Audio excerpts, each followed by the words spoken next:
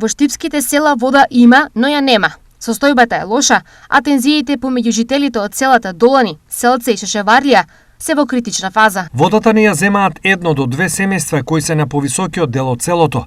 Тие едноставно го сечат доводот и водата завршува во нивните огромни резервоари. Се обидуваме да разговараме, но имаме закана со физичка сила, па дури и со оружје. Велат жители од ова село.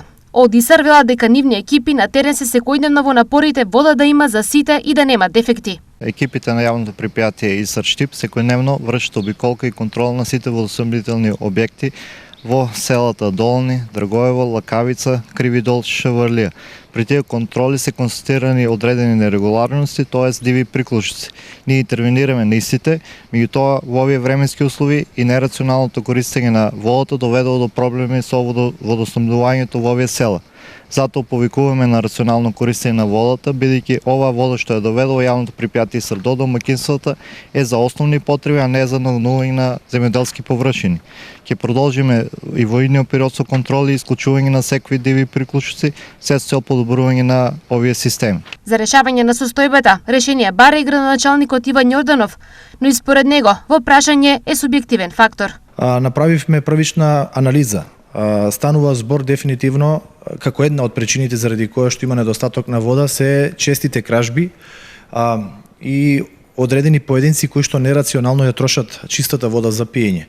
Со јавното предпријатие Исар сме во постојана координација да се зголемат контролите, затоа што последователно ни се случува да неколку села на територија на општина Штип водата нерационално се троши од одредени поединци на штета на колективноста во целото село.